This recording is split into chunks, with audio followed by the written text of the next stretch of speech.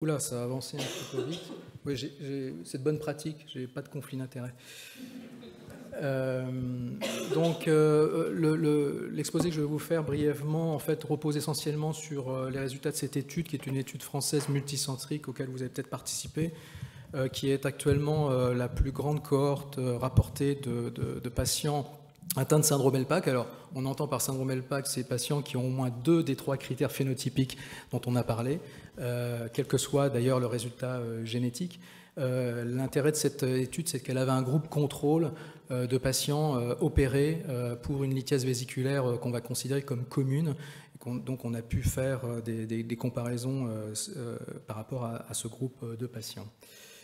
Oui, c'est là qu'il faut que je regarde plutôt. Alors, l'épidémiologie du syndrome LPAC, c'était quelque chose à défricher, puisqu'on ne savait pas, on savait que c'était une maladie a priori rare, mais on n'avait pas de chiffres à donner.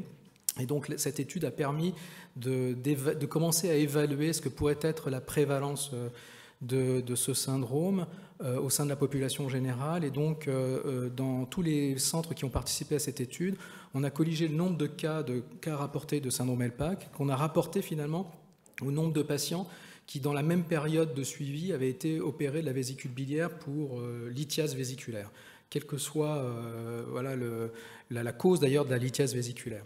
Et donc on a considéré que c'était pas forcément tout à fait robuste, mais qu'au moins on pouvait considérer que voilà, quel est le pourcentage dans la population de patients ayant une lithiase symptomatique nécessitant une cholécystectomie, le pourcentage de patients avec LPAC. Et vous voyez que si on a affaire à un centre expert, évidemment, il y a des biais de recrutement et peut-être des biais diagnostiques, de surdiagnostic qui font qu'on arrive à 7%. Mais dans les centres, on va dire, non universitaires, centres hospitaliers généraux en particulier, donc on obtient de 0,5 à 1,9%, de sorte qu'on peut globalement considérer que le LPAC syndrome en pathologie adulte, en tout cas, représente environ 1% des patients se présentant avec une lithiase biliaire symptomatique. Ce qui est déjà une première approche. Donc ça reste une pathologie rare. Et lorsque on rapporte ça, on extrapole ça à la population générale, partant du fait que la lithiase symptomatique, c'est 10% de la lithiase biliaire de l'adulte, qui est elle-même 10% de l'ensemble de la population générale, 10-20%, on arrive à une prévalence qui est d'environ 10 à 40 patients pour 100 000 habitants, ce qui est globalement l'équivalent de la CBP, par exemple, en France. Donc c'est une maladie rare, qui n'est pas trop rare, qui est même fréquente, dirait mon ami Bertrand Condat, qui a été l'un des premiers également à la décrire et qui, lui, trouve qu'effectivement, si on la cherche bien, on la trouve très fréquemment, en fin de compte, notamment dans la population intéressée, c'est-à-dire le jeune adulte. Et alors, si on regarde cette prévalence et cette incidence de 1% de patients qui a un syndrome LPAC au sein de la lithiase biliaire symptomatique, eh bien, il y a 100 000 cholécystectomies par an en France pour lithiase vésiculaire.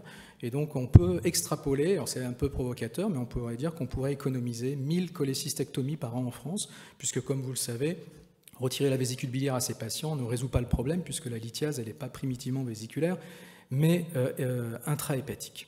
Donc ça, c'est un premier point. Alors, lorsqu'on regarde la démographie, maintenant, plus précisément, donc... alors j'aurai très peu de mots sur la pédiatrie, Emmanuel, par mes connaissances, mais clairement l'âge médian de début des symptômes, vous voyez, c'est 27 ans, tous sexes confondus. Alors ce qui est intéressant, c'est que quand on regarde l'âge médian de la cholécystectomie, parce que pour beaucoup d'entre eux, 85%, ils ont été malheureusement déjà opérés, et l'âge médian du diagnostic, ben on peut avoir un chiffrage de l'errance diagnostique finalement, parce que l'âge médian donc, aux symptômes, c'est 27 ans, l'âge médian de la cholécystectomie, c'est 30 ans, et l'âge médian du diagnostic, c'est 36 ans. 36 moins 27, c'est 9 ans, donc on peut globalement dire qu'il y a quand même, vous voyez, une errance diagnostique d'une dizaine d'années, en moyenne, sur 308 patients, évidemment avec un intervalle de confiance qui varie, mais ça reste une médiane, et donc c'est quand même assez considérable pour des patients relativement jeunes comme ceux qui intéressent le LPAC syndrome. Alors que lorsqu'on regarde maintenant le genre, le sexe, 3/4 des patients sont des femmes.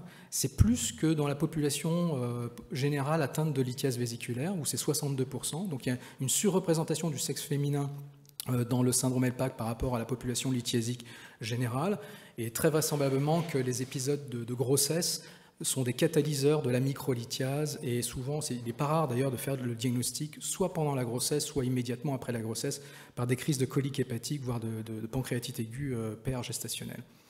Alors que lorsqu'on regarde maintenant spécifiquement les hommes par rapport aux femmes, alors les hommes sont moins fréquents, hein, un quart des patients seulement, mais vous pouvez voir que l'âge médian chez les femmes du diagnostic, c'est 26 ans, alors que chez les hommes, c'est 33 ans. Donc pour les mêmes raisons, les hommes sont un peu protégés et sont rattrapés par la maladie, mais plus tard, probablement pour des raisons également d'hormones sexuelles, puisque les hormones œstrogestatives vont certainement aggraver chez les femmes le syndrome. Alors, ça reste une maladie du sujet jeune, mais vous voyez que quand on s'intéresse spécifiquement aux patients de plus de 40 ans, et ce chiffre a une importance puisqu'il fait partie des critères diagnostiques, eh bien, c'est assez substantiel puisque 15% en moyenne des patients ont plus de 40 ans.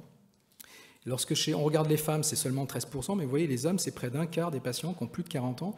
Donc, le message, c'est que évidemment, ces critères restent importants pour avoir une première approche du syndrome, mais ne pas s'arrêter à dire, voilà, ce n'est pas possible, il a 45 ans ou il a 55 ans, il ne peut pas avoir des pathologies de micro-hépatolithiase.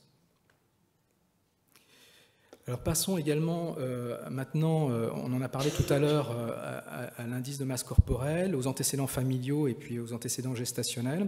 Là, c'est pareil, on voit très clairement qu'il s'agit d'une population de gens sans surpoids, puisque l'IMC médian était dans cette étude de 23 kg par mètre carré, comparativement à 27 kg par mètre carré dans la population contrôle.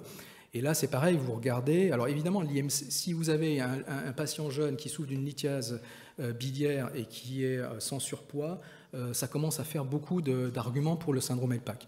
Mais encore une fois, attention de ne pas sous-estimer les problématiques. Il peut y avoir des problématiques génétiques auxquelles s'ajoutent des problématiques métaboliques acquises avec l'âge. Et en particulier, vous voyez, un tiers des patients étaient quand même en surpoids dans cette étude et 13% présentaient une obésité. Alors lorsqu'on regarde maintenant les antécédents familiaux, et c'est toujours très important puisqu'on parle d'une maladie qui a un substrat génétique, a priori au moins dans sa forme princeps telle qu'elle a été décrite initialement, on voit que finalement les patients apparentés au premier degré atteints de lithiase biliaire, quelle qu'elle soit, hein, ça peut être une lithiase à 65 ans de la vésicule, eh bien c'est que à peine un patient sur deux qui a des antécédents familiaux, contre 34% dans la lithiase classique, donc c'est un peu plus, mais vous voyez que c'est pas énorme. C'est-à-dire qu'il y a des problèmes de pénétrance, si c'est une maladie génétique, il y a au moins des problèmes de pénétrance ou alors de mutation de novo pour expliquer le fait qu'on n'ait pas de cas familiaux aussi importants. Lorsqu'on regarde, si on zoome et on regarde que les patientes qui ont des LPAC syndrome typiques dans la famille, là on chute à moins de 20%. Donc vraiment, c'est un message important, ne pas s'arrêter au fait que c'est un cas sporadique dans la famille. La plupart sont des cas sporadiques dans la famille. Et la pénétrance des mutations lorsqu'on les trouve est très très très incomplète. Enfin, et ça c'est un point qui est encore plus important, c'est les antécédents de cholestase gravidique. Vous savez que probablement que les mêmes anomalies des transporteurs biliaires ou qui prédisposent à la cholélithiase vont prédisposer les femmes à développer pendant leur grossesse une cholestase gravidique, que ce soit lié ou pas à un BCB4 du reste. Et là, c'est très signifiant. Quand on interroge les patientes atteintes de syndrome LPAC, près d'une sur deux qui ont eu une grossesse ont un antécédent au moins de prurite, si ce n'est de cholestase gravidique parfaitement authentifié, versus 2% dans la population lithiasique classique, qui est également à peu près la prévalence de la cholestase gravidique dans la population générale. C'est 2% des grossesses, la cholestase gravidique. Donc là, c'est très signifiant. Si vous avez une patiente qui, dans un contexte de lithiase biliaire symptomatique, particulièrement une femme jeune, vous rapporte un antécédent de cholestase gravidique, ça a un poids assez important dans l'acceptation d'un diagnostic de LPAC syndrome. Alors la présentation en clinique en elle-même, elle est assez simple. Dans la très très grande majorité des cas, la problématique c'est celle de la douleur, et de la douleur biliaire en particulier. Donc il faut, là je ne vais pas vous faire un cours sur la sémiologie de la douleur biliaire. La colique hépatique a des caractéristiques qu'il faut connaître et qui sont assez typiques et non spécifiques du LPAC syndrome. la colique hépatique du calcul vésiculaire standard, c'est la même chose que l'on observe dans le syndrome LPAC, si ce n'est que le terrain est souvent un peu différent. Donc ça, c'est 95% des modes d'entrée dans la maladie, mais on peut avoir des passerelles et des patients qui arrivent chez lesquels vous allez finalement tomber sur des queues de comète en échographie avec une cytolyse chronique. Donc c'est un peu en marge, c'est à peu près moins de 5% des patients, mais il y a des LPAC syndrome qui se révèlent sans douleur avec des anomalies chroniques des tests hépatiques. Des patientes qui vont vous consulter pour une cholestase gravidique récurrente et chez qui vous allez faire des explorations pour voir si effectivement elle n'a pas un syndrome LPAC, et vous allez tomber sur un syndrome LPAC échographique et biologique mais pas clinique. Donc ça peut être aussi une source de découverte. Et puis vous avez parfois des découvertes fortuites, quelques rares cas de patients qui arrivent, on a fait une échographie, ça scintille de partout, on s'est dit c'était peut-être un syndrome LPAC. Donc évidemment c'est tout à fait marginal comme indication, mais c'est pour vous dire que ça peut exister. Alors quand on interroge ces patients, la très grande majorité des cas ont déjà été opérés de la vésicule biliaire. Seuls 15% ont leur vésicule en place, et c'est ceux-là qu'il faudrait diagnostiquer de plus en plus pour leur éviter, a priori, une chirurgie qui ne sert pas à grand-chose. Enfin, a priori, qui ne devrait pas servir à grand-chose. Parce que c'est vrai qu'il n'y a pas d'essai thérapeutique contrôlé. Ça a été une des remarques dans le papier qu'on nous a argumenté. Mais donc, en pratique, l'idée, c'est quand même d'arriver à faire un diagnostic avant qu'on fasse une chirurgie a priori inutile. 85% des patients ont déjà été opérés, et puis 30% d'entre eux ont déjà eu une sphinctérotomie endoscopique. Et là, on reviendra sur le fait qu'une histoire de lithiase symptomatique de la voie biliaire principale chez une personne jeune doit orienter vraiment vers un syndrome LPAC. C'est un point important. Et vous voyez que souvent, d'ailleurs, les crises de colique hépatique ne sont pas des crises de colique comme tout le monde, c'est-à-dire qu'elles ont souvent des élévations percritiques des transaminases qui, pour les médecins, orientent vers une migration d'un calcul de la voie biliaire principale. Et ça, c'est un point important, alors que dans la population lithiase classique, vous voyez, on n'est qu'à 18% versus 50%. Bon, après, les complications sont plus rares. Alors, 24% d'angiocolite, ça peut paraître un peu élevé. Il s'avère que la très grande majorité des patients quand même de l'étude provenaient de Saint-Antoine, et on a un surrecrutement de patients sévères avec des formes macrolithiasiques dont Lionel Arrivé vous parlera tout à l'heure. Et je pense que ça a dû jouer sur cette prévalence qui peut paraître un peu élevée, versus 7% dans la lithiase classique. Les pancréatites aiguës, ça fait partie aussi des modes d'installation de la maladie. Mais vous voyez que, bizarrement, ce n'est pas plus élevé que dans la population lithiasique classique, 15%. Et les cholécystites, en revanche, aiguës, lithiasiques, sont très rares. À tel point même que ça sortait dans les critères multivariés associés au syndrome LPAC. Alors, c'est très difficile d'intégrer cette absence de cholécystite dans le diagnostic du syndrome, mais en tout cas, c'est pas classique de faire une cholécystite au cours du syndrome LPAC. Alors la présentation radiologique, vous en aurez, elle sera bien mieux faite que moi tout à l'heure par Lionel, mais je voulais évidemment mettre une plaque au moins sur ce point qui est cardinal, hein, puisque pour moi le critère essentiel, c'est la mise en évidence de la microlithiase en échographie, et donc ça sous-entend l'existence d'un radiologue qui connaisse bien et qui soit sensibilisé à ces signes. Donc la forme microlithiasique est très majoritaire, hein, je pense 90 voire 95%, parce qu'à mon avis on sous-estime encore cette forme. Et donc l'IRM dans cette situation est normale, inutile de la demander, en tout cas en première intention. L'échographie est l'examen roi et l'examen clé.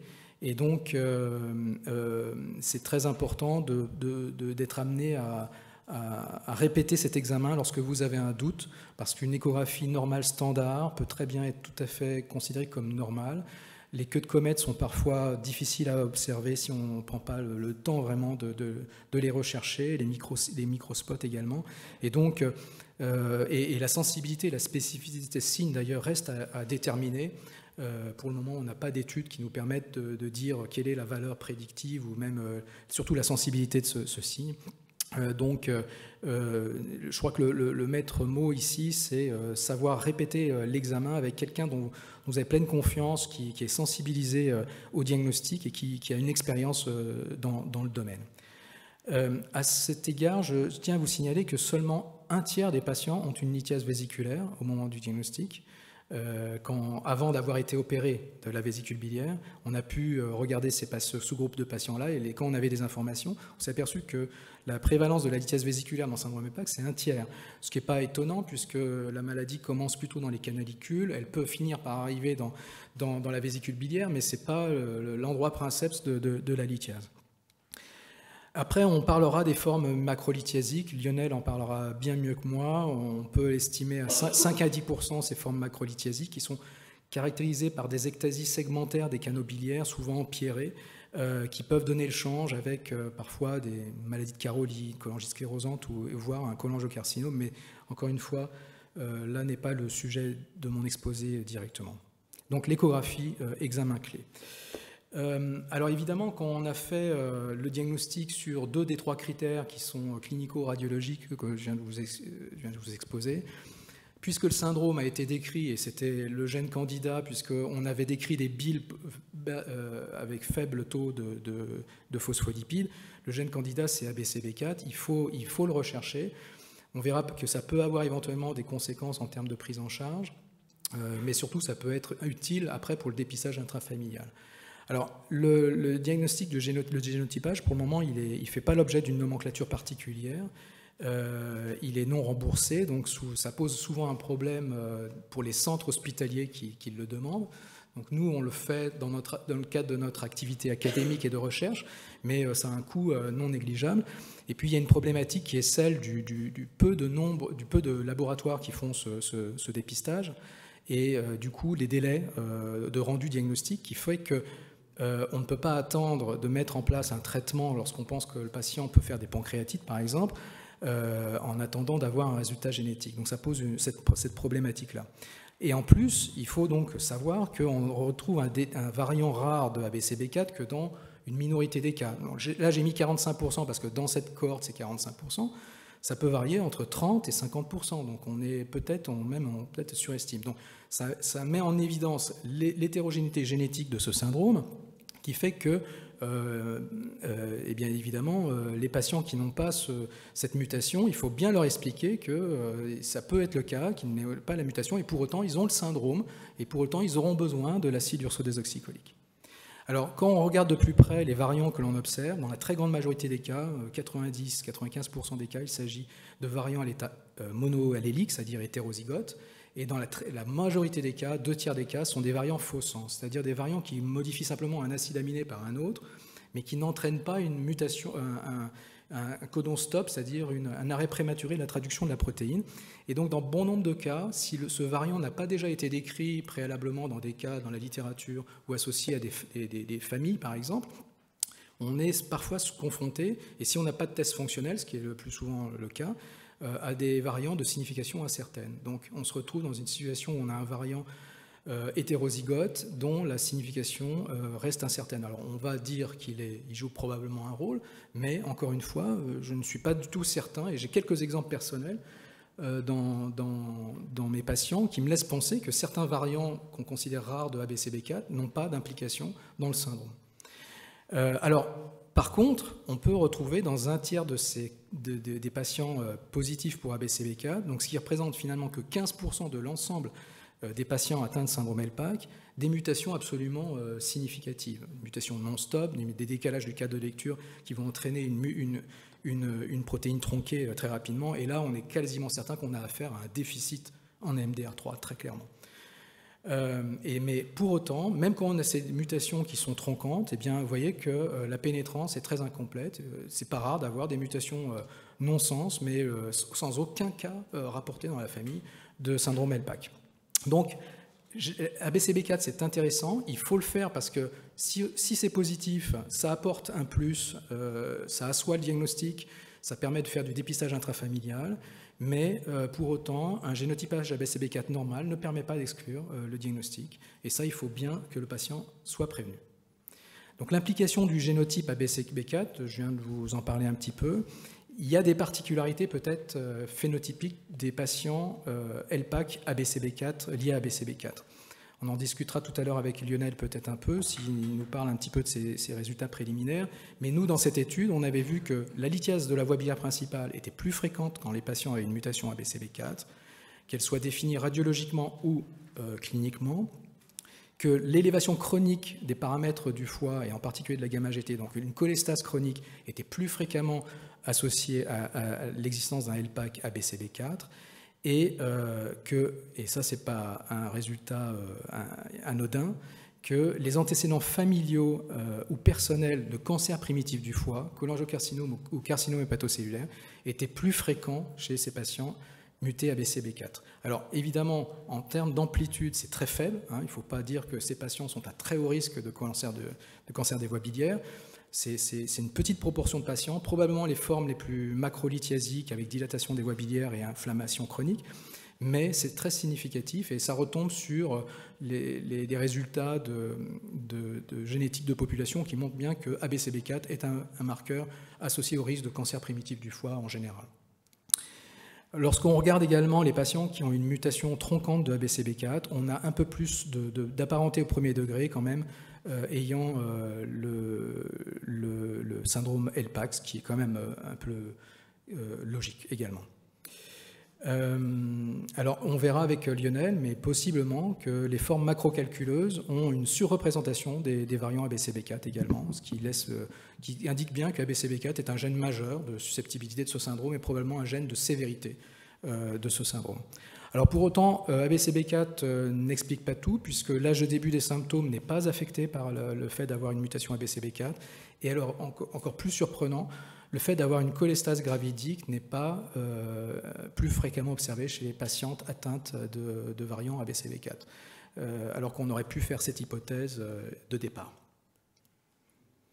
Alors, est-ce qu'il y a une place maintenant pour le génotypage hors ABCB4? Parce qu'évidemment, vous avez compris, on s'oriente vers une maladie qui est probablement oligogénique, où il y a des combinaisons de gènes qui vont avoir des déficiences à minima, et l'ensemble va aboutir à une bile épaisse et à des microcristaux de cholestérol. Alors évidemment, il y a des gènes d'intérêt, hein, transporteurs des acides biliaires, transporteurs du cholestérol, UGT1-1 qui est la glycuronique transférale, qui est un gène associé au risque de lithiase vésiculaire, puis d'autres gènes dont je ne parlerai pas. Mais en pratique clinique, il n'y a pas d'association actuellement bien démontrée, il n'y a pas d'étude qui dit que ces gènes seraient associés au syndrome LPAC. Il faut des études contrôlées pour ça, c'est du domaine de la recherche. Et donc, de mon point de vue, il n'y a pas d'intérêt pratique en diagnostic clinique actuellement à rapporter des résultats sur des génotypages hors ABCB4 qui me semble créer plus de confusion dans l'esprit, et notamment des patients, une fois qu'on a ces résultats. Je ne dis pas que ces gènes ne sont pas impliqués, et on verra que plus bas, il y a des gènes, des variants mineurs qui probablement sont surreprésentés, mais pour le moment, en l'état actuel des connaissances, ce n'est pas démontré. Donc vous voyez, il y a des variants comme le fameux variant aspartate 19 histidine de ABCG8, qui est un lead gens bien connu, le promoteur de la maladie de Gilbert, Tatabox, qui est également connu comme associé, et puis d'autres variants, le variant V444A d'ABCB11, qu'on retrouve chez 25 à 50% de la population, hein, suivant qu'on parle de l'allèle ou du génotype. Donc après, on se retrouve avec des choses qui sont complexes à étudier. Donc pour moi, pour le moment, je pense qu'il n'y a pas lieu de rendre des résultats de génotypage hors ABCB4. Alors quand on prend tout ça dans la moulinette, évidemment, on pourrait faire des scores à nouveau pour affiner, avoir une granularité plus importante et une valeur prédictive plus importante. Mais grosso modo, voilà, les signes cardinaux restent les signes cardinaux. Âge de début des symptômes avant 40 ans. Récidive des symptômes si par malchance la cholécystectomie a déjà eu lieu. Signe radiologique capital de lithiase intrahépatique. Et là, il faut que tous les radiologues soient sensibilisés à ça. L'IRM est beaucoup plus à la mode que l'échographie, c'est un fait, mais je crois que malgré tout, la bonne vieille échographie reste un outil absolument indispensable à ce diagnostic. Et puis vous pouvez rajouter les signes cliniques ou radiologiques de lithiase de la voie biliaire principale, parce que ça sort de façon très forte dans notre analyse multivariée. Le fait de ne pas être en surpoids, le fait d'avoir évidemment des antécédents familiaux de lithiase biliaire du sujet jeune au premier degré ou dans la famille, ça peut être aussi des cousins germains par exemple. Le fait d'avoir un antécédent de cholestase gravidique lorsqu'on est une femme, et puis a posteriori, Si vous avez aussi un traitement par AUDC qui a changé la qualité de vie du patient de tout au tout, ça peut être un élément important. Enfin, évidemment, l'existence d'un variant ABCB4 potentiellement pathogène peut asseoir complètement le diagnostic.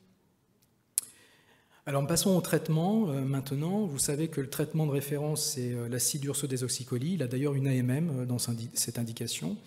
La posologie, on le sait moins, pour son aspect litholytique, c'est pas 13 à 15 mg kg comme dans la CBP, mais c'est 5 à 10 mg kg. Donc souvent, on peut se contenter parfois de petites doses, soit d'autant que dans mon expérience personnelle, même si ce n'est pas une étude contrôlée, je trouve que les patients tolèrent moins bien la UDC en termes de diarrhée dans cette population particulière par rapport à des patients atteints de CBP, et on ne sait toujours pas pourquoi. Est-ce que les transporteurs qui sont perturbés au niveau hépatique canaliculaire le sont également au niveau entérocytaire et jouent sur cet effet indésirable? Je ne sais pas, mais en tout cas, c'est signifiant, je pense. Donc 5 à 10 mg kg, parfois 250 mg suffisent.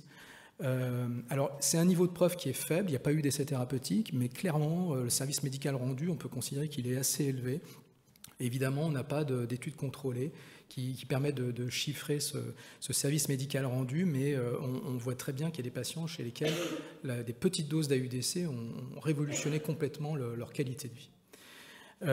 On peut analyser la réponse clinique au bout de environ 3 à 6 mois, je dirais. Il faut quand même pas trop se précipiter. Si les patients ont encore des crises de colique hépatique, au bout d'1 mois, 2 mois, il faut prendre le temps que la bile soit bien liquéfiée, si je peux m'exprimer ainsi. Et alors évidemment, il y a un point qui est essentiel, c'est est-ce qu'il faut opérer lorsqu'il y a une lithiase vésiculaire associée au syndrome LPAC au moment où on fait le diagnostic. Donc vous avez compris que ça ne paraît pas logique d'opérer la vésicule biliaire lorsque la lithiase est primitivement canaliculaire. Et puis parce que par définition, le syndrome a été identifié justement chez ces patients qui n'ont pas bénéficié de la cholécystectomie. Donc il a fallu qu'on se justifie dans le papier pour dire mais non, c'est pas logique, et on a réussi à être plus ou moins convaincant. Donc éviter de faire opérer ces patients, puisque même s'ils vont prendre un traitement au long cours, ils prendront de toute façon, même après la cholécystectomie, qui ne changera pas les problèmes. Donc il faut leur expliquer que la cholécystectomie ne va pas résoudre leurs problèmes.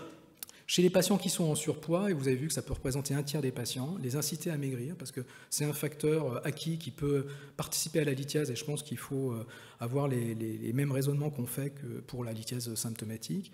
Et puis, dans notre expérience, nous, on n'arrête pas les contraceptifs oraux, parce que très souvent, après, sous AUDC, ça se passe très très bien. Donc pourquoi arrêter les contraceptifs oraux, alors que de toute façon, le traitement va être efficace et va être nécessaire? Donc on ne les arrête pas de première intention. Alors pour autant, il peut y avoir, malgré ce traitement, des échecs, ou en tout cas des réponses qu'on va considérer comme incomplètes. Donc ce que j'ai appelé la résistance thérapeutique. Donc la définition n'est pas établie, il n'y a pas de consensus là-dessus.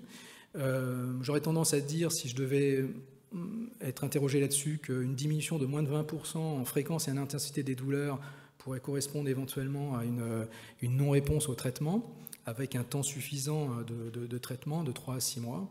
Dans mon expérience, même si je n'ai pas de chiffres à vous donner, je pense que ça représente moins de 25% des patients. Mais là, on a besoin encore d'objectivation et de chiffres précis. L'étude Colpac va probablement nous répondre à cette question. Dans cette situation, évidemment, vérifier l'observance des patients, vérifier la posologie. Évidemment, si à 10 mg kg jour, vous avez toujours des symptômes et que vous êtes a priori certain de votre diagnostic, je vous suggère d'augmenter à 15 mg kg jour pour essayer de rattraper des patients qui auraient une mauvaise absorption, par exemple, de l'AUDC. Mais je pense qu'il faut savoir reconsidérer le diagnostic dans cette situation. C'est-à-dire que, évidemment, un syndrome LPAC qui ne répond pas du tout au traitement par AUDC, est-ce que c'est un syndrome LPAC? Donc là, c'est toujours les mêmes questions, les mêmes diagnostics différentiels qui reviennent, dysfonction du sphincter d'Oddi, endométriose, parce que c'est la même population souvent, et c'est pas rare d'avoir des localisations hépatiques ou sous-diaphragmatiques, et puis les troubles fonctionnels intestinaux qui touchent 30% de la population, comme vous le savez, et particulièrement dans cette population. Donc dans cette situation-là, savoir remettre en question le diagnostic, Discuter à plusieurs, donc nécessité de concertation pluridisciplinaire. Dans cette situation-là, par contre, je propose d'arrêter les contraceptifs oraux si vous êtes a priori certain de votre diagnostic, si les queues de comète persistent en échographie, que le patient a toujours mal malgré la UDC. Et puis après, est-ce qu'il y a de la place pour quelque chose d'autre? Alors là, on est complètement hors AMM, hors clou, mais il y a des données quand même, des données chez l'homme, chez l'animal, qui suggèrent que certains traitements pourraient diminuer le pourcentage de cristallisation de la bile en cholestérol. C'est le cas de l'ézétimib, les étrols, dont le récepteur se retrouve également au niveau de l'hépatocyte. C'est possiblement le cas du fibrate, qui augmente la sécrétion des phospholipides dans la bile. Donc, alors, ils ont été accusés pendant longtemps de favoriser la lithiase biliaire. C'est le cas du clofibrate dans les années 70, mais la littérature maintenant n'est pas très claire sur le fait que c'est prolithogène, et je dirais que dans cette lithiase qui est très particulière, il y a peut-être une place pour proposer les fibrates comme inducteurs de l'allèle sauvage en particulier. L'acide obéticolique, pourquoi pas, parce que lui aussi est un puissant inducteur de MDR3. Et puis alors l'huile de poisson, il y a toute une littérature, notamment scandinave, sur les oméga-3 et l'huile de poisson qui augmente l'excrétion des phospholipides, diminue le pourcentage de cristallisation du cholestérol et sa saturation dans la bile, qui me laisse penser que ça pourrait être une sorte de surfactant des voies biliaires. Il y a pas mal d'études assez anciennes où on faisait des analyses biochimiques de la bile qui sont assez intéressantes là-dessus. Et je crois qu'il ne faut pas se priver potentiellement de discuter de ça quand on est dans une impasse thérapeutique. Alors après, il reste aussi, quand vous avez un patient qui continue à avoir mal et qui a un calcul dans la vésicule qui est absolument réel, savoir s'il y a un intérêt quand même d'opérer finalement sa vésicule biliaire. Donc ça peut se discuter. Et puis évidemment, les patients qui font des calculs à répétition, enfin en tout cas des migrations à répétition, avant d'avoir une extraction de calcul, on peut se discuter de la sphinctérotomie endoscopique pour migration lithiasique répétée. Tout ça évidemment après concertation pluridisciplinaire, parce que ce sont souvent sur des voies biliaires fines, avec un haut risque de complications, et puis ça a des conséquences, parce que risquer une colonisation bactérienne des voies biliaires après sphinctérotomie, c'est aussi peut-être favoriser la lithiase dans un cercle vicieux après. Bon, en résumé, j'ai été peut-être un peu long, mais je pense que c'était important de faire le point. 1% des patients ayant une lithiase biliaire symptomatique auraient un syndrome LPAC. Le diagnostic est encore bien trop tardif, il y a une errance diagnostique qui est importante. Donc y penser devant toute douleur épigastrique ou de l'hypocondre droit de colique hépatique évoluant par crise. Il faut savoir sensibiliser les radiologues et les former au diagnostic échographique de ce syndrome. Savoir répéter donc les échographies en cas de doute. Le génotypage ABCB4 ne permet pas d'exclure le diagnostic, et ça, donc, on revient sur la discussion qu'on a eue tout à l'heure avec Emmanuel. Les LPAC liés à ABCB4 pourraient être plus sévères. Pas d'intérêt clinique actuellement démontré du génotypage hors ABCB4, même s'il y a un champ d'investigation considérable et que ce sera certainement très intéressant de disséquer tous les autres gènes impliqués dans ce syndrome. La UDC reste le traitement de référence à des doses faibles, 5 à 10 mg kg, il y a une AMM. Savoir reconsidérer le diagnostic en cas de résistance à la UDC. Et enfin, discuter des patients en RCP quand le traitement ne fonctionne pas. Voilà, je vous remercie.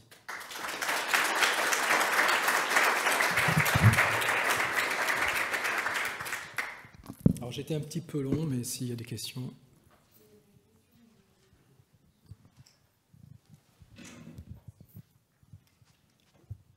Merci beaucoup. J'ai une question du Zoom de la part de M. Karchenko qui demande quelle durée est connue pour la douleur post-cholécystectomie. Comment informer les malades en réalité et quelle antidouleur? Alors, la question de la durée de la douleur après cholécystectomie ou les délais. Alors, l'intervalle, moi, dans mon expérience personnelle, ça peut être le lendemain de l'opération. Au plus rapide, comme ça peut être un intervalle libre de 18 ans. Donc c'est ça le problème. C'est-à-dire qu'il y a des gens qui vont avoir du mal à vouloir prendre un traitement parce qu'ils ont été libres de tout symptôme 18 ans après la cholécystectomie. Et pourtant, on voit des queues de comète partout dans leur foie. Donc vous voyez, ça veut dire que la queue de comète présente dans le foie, elle peut être là depuis très longtemps, et il y a un phénomène de saturation de la bile en cristaux qui va à un moment donné faire la goutte d'eau qui fait déborder le vase, le patient devient symptomatique. Donc c'est très hétérogène. Et je pense qu'il y a des patients qui... Voilà, la maladie est hétérogène au plan pathogénique, et je pense que suivant les combinaisons, il y a des patients qui vont avoir des symptômes très précoces après la cholécystectomie, d'autres beaucoup plus tard. En termes de douleur, de gestion de la douleur, typiquement, tout dépend de l'intensité. Ça peut être sur une base de paracétamol, de tramadol, éventuellement d'ibuprofène, parce que les INS, ça marche bien dans la colique hépatique, hein, même si ça n'a pas de bonne réputation pour les hépatologues. Et puis, il y a des patients qui vont aux urgences toutes les 15 jours parce qu'ils ont tellement mal qu'ils ont absolument besoin de morphine, quoi. Donc, pour passer un cap. Donc, c'est là aussi très hétérogène dans le niveau d'intensité. Merci. Oui, Christophe. Si. Oui. Oui, merci. Tu te doutes, je vais revenir sur l'implication de la BCB4 et génotypage. Tu parlais d'une expérience sur, je ne parle pas des mutations tronquantes, un non-sens, mais sur les mutations faux sens. De ton expérience, tu disais que tu te permettais d'exclure certaines mutations comme cause de LPAC. Qu'est-ce qui te permet d'établir, d'exclure cela? Parce que c'est dans la littérature à propos d'un cas, un patient vient me voir, il a 40 ans, il me dit je veux faire un dépistage parce que mon père, il a failli mourir il y a 30 ans d'une pancréatite aiguë, il a été pris en charge à Marseille et on lui a diagnostiqué un syndrome LPAC et il a une mutation du gène, voici sa mutation. Je lui dis ok, pas de problème, je vous fais faire une échographie et je vous fais faire la génétique en même temps. Il revient me voir. Moi, j'ai l'échographie que j'ai reçue, et lui, ou j'ai la génétique plus exactement, et lui, il a l'échographie. Et moi, j'ai la génétique qui me dit pas de mutation. Et lui, il me montre son échographie, que j'ai fait confirmer, il y avait des queues de comète partout. Donc, il n'avait pas la mutation de son père, qui avait été imputé comme étant responsable de son syndrome LPAC avec pancréatite dont il a failli mourir. C'était un variant faux sens hétérozygote, dont je ne connais pas la signification. Alors, un test fonctionnel que tu développes aurait pu montrer qu'il était ou pas responsable. Donc, la génétique n'y était cette génétique-là n'y était pour rien. Et lui, il avait une forme infraclinique de syndrome LPAC et des queues de comète partout. Et depuis, il a fait des symptômes et je l'ai mis sous traitement. Donc, à propos d'un cas, je te disais que j'ai des raisons de penser que dans certains cas, la variation d'ABCB4 ne joue pas de rôle. Ben voilà. Alors, c'est pas des 1000 et des 100. Hein. Moi, Christophe, mais je vais profiter de la présence d'Emmanuel où j'ai vraiment pas les idées claires. C'est le LPAC chez l'enfant. Est-ce que ça existe? Très bonne question. Est-ce que dans les FIC3, vous voyez alors des queues de comète? J'arrive pas à avoir une idée très claire. Est-ce qu'on peut remettre la première diapositive où il y a la distribution des âges, s'il vous plaît? Parce qu'on a quand même on voit que... Mais je laisse Emmanuel peut-être nous donner son expérience. Je pense qu'on n'a pas la même définition du LPAC syndrome, mais je pense que... Je suis désolé. Mais il n'y en a qu'une, Emmanuel, celle qui est publiée dans Gastro-entérologie. Écoute... Pour moi, low phospholipide associated cholelithiasis, ça veut dire que les phospholipides sont bas. Oui, mais mais c'est factuel. Quand vous mettez variant de BSEP, variant d'ABCG8 comme facteur génétique potentiel de LPAC, non, mais j'ai dit qu'on ne les utilisait pas. Ça veut dire que déjà on sort de ce cadre-là.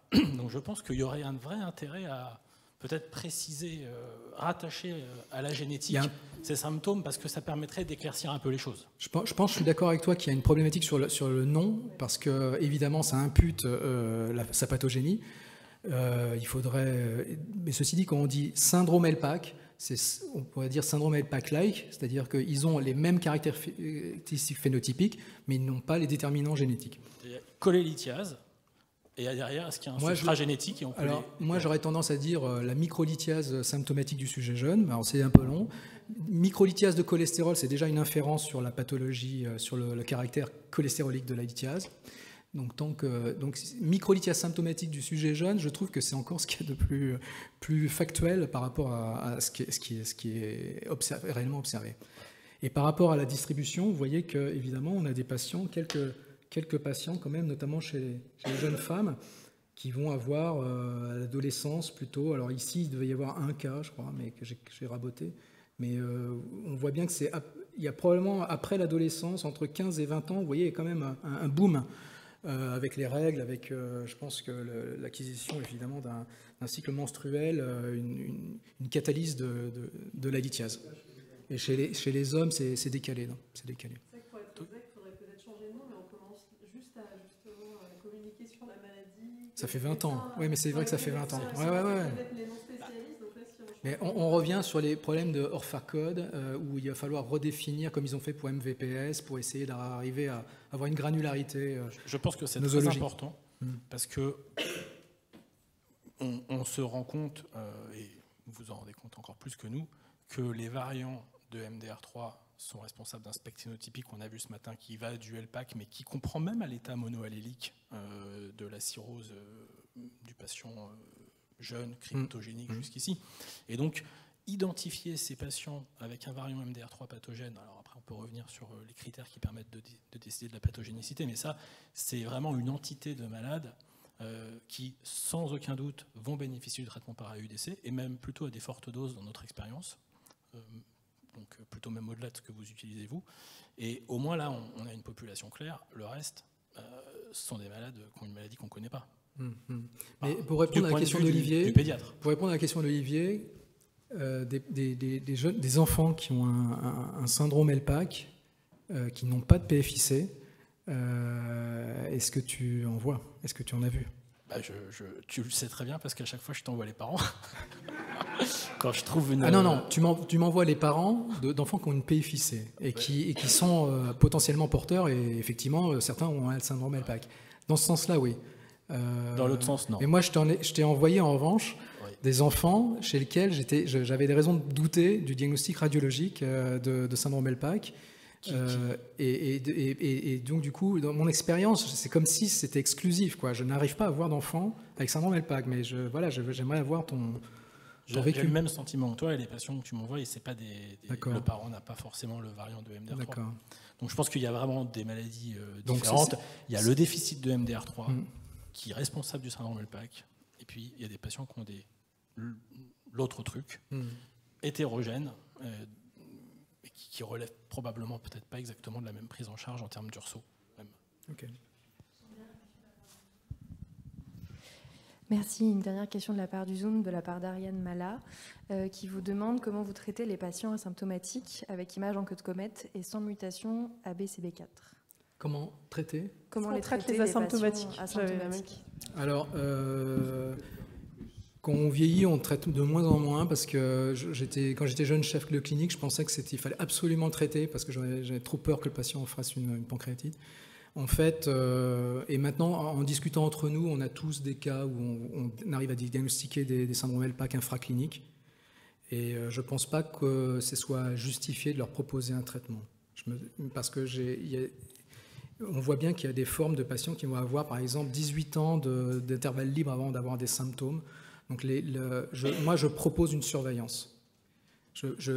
Chez les jeunes femmes, je déconseille du coup la pilule, parce que là, pour le coup, il ne faut pas quand même en rajouter. On ne met pas de traitement, donc on ne va pas leur dire de prendre la pilule, parce que ça va quand même, elle risquerait de devenir symptomatique. Mais donc, je ne leur propose pas de traitement, et au moindre frisson clinique, je suis convaincu dans ce cas-là que de la nécessité du traitement. Mais...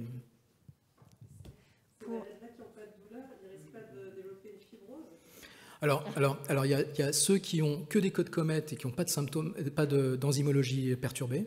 Alors, par contre, les 5% là, qui viennent vous voir à la consultation avec des cytolyses, et vous finissez par faire un diagnostic de LPAC non douloureux, là, il faut les traiter. Parce qu'ils bénéficient, enfin, en tout cas, on normalise leurs tests hépatiques, ceux-là. Ça, c'est clair. Sur la pilule, tu parles des estrogènes. Pardon? Pour la pilule, tu parles des estrogènes. Oui. On peut mettre des progestatifs, du coup... Alors en fait, comme dans les maladies vasculaires du foie, par exemple. Moi, je vis sur une vieille littérature qui dit oui, il faut mettre plutôt des microprogestatifs, voilà. Mais en fait, les progestatifs, ils altèrent tout autant l'expression de MDR3. Donc, oui. Okay. En forte quantité. Oui. Okay. Ouais. Alors, mais du coup, à l'échelon d'une micropilule, je ne sais pas ce que ça représente, mais je pense qu'il est raisonnable, effectivement, dans ce cas-là, de proposer plutôt la pilule progestative. Ok.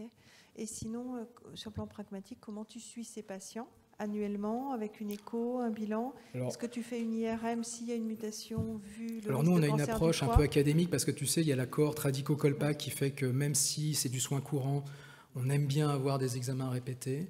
Donc moi, les premiers 5 ans, je demande aux patients, et ce n'est pas inintéressant, d'avoir des échographies répétées, annuelles, en dehors même de tout symptôme. Évidemment, s'il y a des symptômes, de la refaire en intercurrent, mais avec une biologie annuelle. Donc en gros, il y a un rythme pendant 5 ans, et après j'espace. Et souvent, ces patients qui balayent, qui nettoient complètement leur échographie en 6 mois, 1 an, après je fais des échographies tous les 3 ans pour voir. Alors en fait, moi je trouve qu'il y a une dichotomie, on va peut-être en parler avec Lionel, mais j'ai jamais vu une forme microlithiasique qui est devenue macrolithiasique, et avec perturbation des tests et avec des dilatations des voies biliaires. Donc ils le sont d'emblée quand on fait ce diagnostic. Donc ceux-là, ils ont d'emblée une IRM, si tu veux. Et après, on continue à faire des IRM. Donc, à moins que d'avoir des crises de migration lithiasique à répétition dans une forme microlithiasique et que tu veux absolument être certain qu'il n'y a pas un tout petit calcul qui reste enclavé en bas cholédoque par une IRM ou une écho, dans ce cas-là, je fais une IRM ou une écho-endoscopie, mais je ne fais plus d'IRM dans ce cas-là, sinon c'est chez ces patients. Dans la présentation d'Angela, un certain nombre de malades essaient de se débrouiller par eux-mêmes. Alors, de se débrouiller par eux-mêmes. Oui. Ils essaient de se débrouiller par eux-mêmes. Et en particulier, quand on leur dit, écoutez, monsieur ou madame, il y a beaucoup de madame, c'est plutôt, vous avez des lithiases qui persistent malgré si vous avez une ablation de la vésicule ou autre chose. Et vous allez leur expliquer que ce sont des microcalculs de cholestérol. Donc la première chose qui vient à l'idée du malade, c'est de dire, est-ce que je ne peux pas faire quelque chose pour diminuer mon cholestérol? Ouais. Donc, ils vont commencer à se poser des questions sur l'alimentation. Et qu'est-ce que vous leur répondez à ce moment-là? Que je suis factuel, je dis qu'il n'y a pas d'éléments dans la littérature qui suggèrent qu'un régime influence dans un sens ou dans l'autre, mais par défaut de connaissance, qu'à ce titre, je ne peux pas leur imposer un régime pauvre en cholestérol ou en lipides. Après, c'est vrai que les études de population montrent que quand on est sous un hypolipémiant, on fait moins de calculs de cholestérol. Donc, ça ajouterait au fait que peut-être les fibrates, les statines auraient peut-être un rôle à jouer, ou un régime dans cette maladie. Mais c'est les seuls éléments... Et alors l'huile de poisson, j'ai fait un peu comme Raoul Poupon, c'est-à-dire que j'ai sorti l'huile de poisson. Non, mais là, pour le coup, il y a une littérature. Non, franchement, je vous incite à la regarder, c'est très intéressant. Oui, Christophe, ce sera la dernière question, merci. Une petite question, c'est est-ce que tu as regardé si, puisque la tolérance de l'AUDC est moins bonne dans le HELPAC par rapport à CVP, si tu as comparé les gens cholécystectomisés, puisqu'il y en a plus dans le HELPAC. Non, j'ai pas pu. Par rapport les 15% versus 85%. Ouais. Non, je peux pas te répondre. C'est certainement un point à faire. En fait, on n'a pas regardé les. De toute façon, le groupe contrôle qu'on avait là, il n'avait pas d'AUDC, donc il ne permettait pas. Il faudrait faire une étude croisée avec la CBP et voir les cholécystectomisés. Mais je pense qu'il y a quelque chose. Bien, on va passer à la communication suivante. Lionel arrivé, oui. Alors, je vous propose de faire la pause café entre la fin du syndrome HELPAC et le PHRC et les questions de collaborative pour ne pas couper l'élan de... C'est gentil de votre part, merci. Donc merci Lionel.